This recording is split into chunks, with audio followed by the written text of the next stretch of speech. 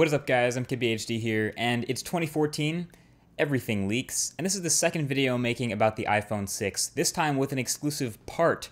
This is the front glass from the iPhone 6. Let's take a closer look. So a lot of you guys will remember the last video I did about the 4.7-inch iPhone 6 model, which a lot of you guys saw, but this here isn't a mock-up. This is an actual, straight off the assembly line, iPhone 6 part from Apple, and it's the entire 4.7-inch front panel of glass, including a sheet of sapphire crystal. So this is important. Because of its existence, we can basically confirm that, yeah, there will be an iPhone 6 with a 4.7-inch display. And we now know that this 4.7-inch model will have this sapphire display, not just Gorilla Glass. So there was some speculation that only a larger 5.5-inch iPhone would get the sapphire display, but now we know that rumor's not true. So what is so great about sapphire crystal? Well, it has a number of advantages over Gorilla Glass, which, like I said, is on the front of the iPhone 5S. But the two main things you need to know are that, number one, sapphire is an extremely high-quality material, and number two, it is really durable. Now, I say high-quality material because this thing is paper thin, like literally the same thickness as a sheet of paper, and is perfectly see-through. I would say 0% opacity. Apple already actually uses sapphire in the iPhone 5S on the camera lens and the home button for this reason. So the camera lens needs to be super high-quality material and very durable and crystal clear to take those great shots through it. And the home button also needs to be crystal clear to be able to read your fingerprint through the glass. So again, it's sapphire.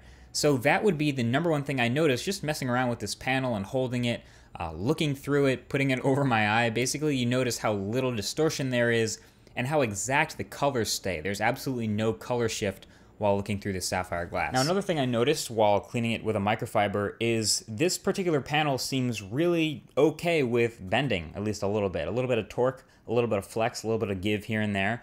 And I've never handled a similar 4.7-inch Gorilla Glass panel, but assuming this is sapphire, I got really curious about exactly how durable this is. So I broke out a knife, and I broke out the keys, and I did some scratching, or at least I thought I was doing some scratching. Basically, I took the knife to the sapphire pretty hard. I applied some deep pressure, really pushed it down, and I got nothing. So then I moved on, and I did it with my keys. Again, this is way beyond what you would normally do with the phone, but I pressed down really hard. This is way past any pressure that's going to be in your pocket. I scraped them, dragged them across the panel, applied a lot of pressure, still nothing.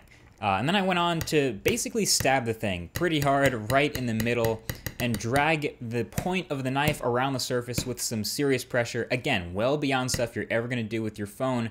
And I got no results, so clearly you don't need a screen protector here. And lastly, I tried to bend it. First, like, seriously bend it. So at first I was kind of tentative because I thought maybe there was a chance I might break it, maybe shatter it, but I slowly realized there is absolutely no way I can break this display under my own power. There's no chance. I have a feeling I could drop a rock on it, but really I couldn't get the surface to even scratch a little bit at all. The worst blemish on the surface was actually my fingerprint marks and the dust from handling it so much.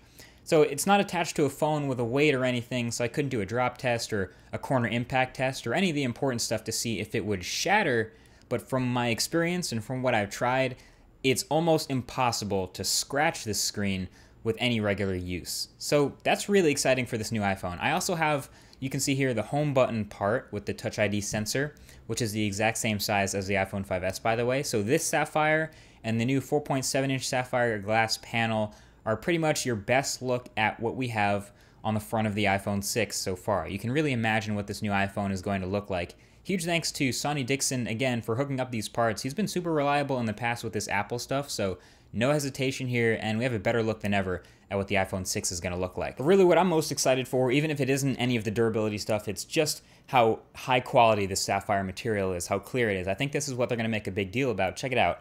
It is just about as good quality as the glass I'm using to record this video. I don't know if that says much. I don't know if that's something that every front panel, again, on any smartphone will do, but it's something to note. This is an insanely clear, super high quality material, and I'm pumped for more phones at least, or to see the first phone to have a sapphire front panel. So anyway, this has been it. Thanks for watching. This is the front panel of the iPhone 6. Feel free to share this out, embed this, talk about it wherever. Ask questions on Twitter if you want to know more. Thanks for watching, and I'll talk to you guys in the next video. Peace.